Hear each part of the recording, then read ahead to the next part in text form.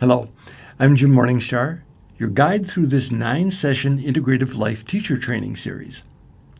Empowering supportive guidance is always available, but how do we discriminate among the myriad of forms of guidance offered in the world? Let's open ourselves to receive the perfect support we need at this juncture on our journey with a guided meditation. I'll ask you to get in a comfortable sitting position with your spine relatively straight but not rigid. When you're ready, close your eyes and put your attention on the base of your spine and envision a ball of light energy that contains the love and light of your source, available to you for the asking. As you inhale, slowly bring that ball of light up your back, sending opening and guiding energy to every vertebrae till you reach the top of your head. Then, without pause, let that ball of energy descend down the front of your body, sending opening and guiding energy to every vital organ in your body.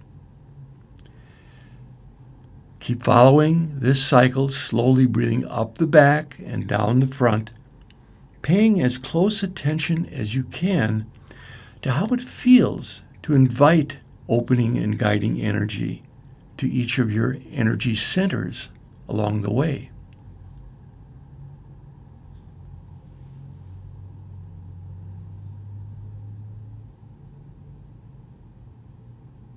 Suggest that you are forming a circle with your breath and intention, which is your sanctuary or temple, into which you will now invite your spiritual guides and guidance for your next chapter on your life's journey.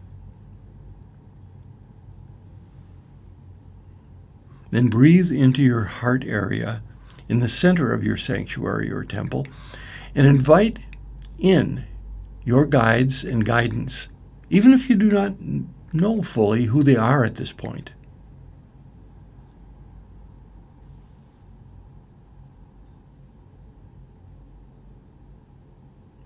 Notice carefully any shifts that happen in your awareness as you welcome them in.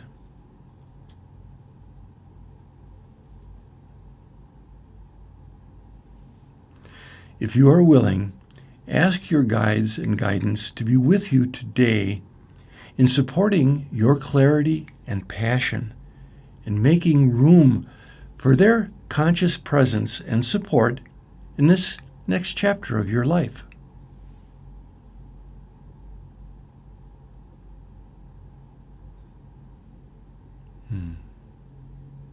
One of the rules in the spiritual realm is that they cannot intervene unless asked. This is to preserve your freedom of choice and self-empowerment, and is held as sacred. Treasures are awaiting you for the asking as long as they are in alignment with your highest purpose here. I've often quipped that there is chronic underemployment in the spiritual realms because people are too embarrassed or intimidated to ask for support. Now here, the feeling of this support is most important. You may not always get specific answers that appeal to your logical left brain, but your heartfelt requests are always answered and best interpreted by your intuitive right brain, even if it's silence.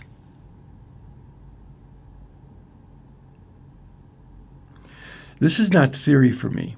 I've been supported by my, quotes, invisible friends since I was a child and teased for it. For some, this may come quite naturally, and for others, you may have to use that, quotes, willing suspension of disbelief in order to even give it a try. It takes courage to overcome a core belief that you're on your own and not supported in the universe except by what you can fight for and scrape by with. A very popular belief, often used to control masses of people. Nonetheless, you can face the fears of being hoodwinked if you get out of your mind and put more energy into your heart and trust your own experience rather than someone else's word for it.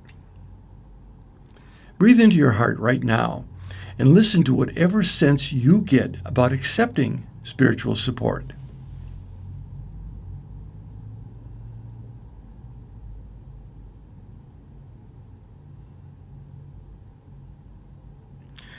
If it does not work for you, let it go. The belief in scientific materialism has its place in the world, and love works through that belief system as well as any others. If, however, you are willing to explore the realm of the unseen, fasten your seatbelt, because you are harnessing the other 97% of the universe, which is beyond the spectrum of what humans have heretofore measured as real, with the instruments they had at hand. By the way, even this is fast changing in the hard sciences such as physics.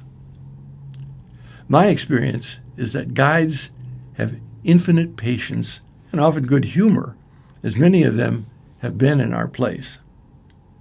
Imagine, if you will, that a team of guides who have been with you, whether you recognize them or not, for your whole life, are now surrounding you in your sanctuary or temple and holding you in love with sweet smiles.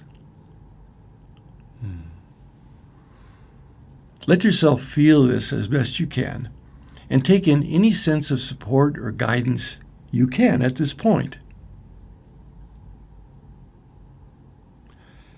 This indeed is a skill that will be developed as we test it out for the rest of this course. Now thank your guides and ask them to stay present to you throughout your work with us and beyond.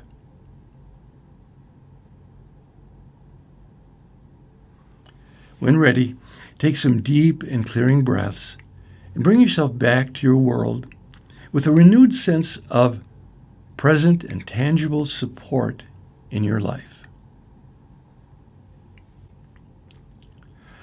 My beliefs about the spiritual realm, and I affirm they're just my beliefs because I've not heard anyone else say them, is that our partnership with this realm is a co-creative one. They bring a higher perspective and presence than we might have, and we bring the courage to live also in a physical realm with a conviction to harmonize it with the spirit in ways that have not been manifest by the preponderance of this planet. So our intuition and application of their support is a new creation. That is what's needed most at this time and place. And to be thoroughly outrageous about my perspective, I also suspect that they learn and grow in their realm through partnership with us. It's not so outrageous if you subscribe to the notion that we are all directly connected to Source. Guides are only so good as they are effective in helping others become increasingly aware of the divine within them. They are not interested in idolatry. Even earthly mentors are empowered as they support the empowerment of others rather than fostering dependency. There you have it, just an hypothesis for you to play with and test out for yourself. Holding you in my heart as fellow travelers on the road home, I send and receive blessings for our circle and all sentient beings. Till next class. Blessings and light and love.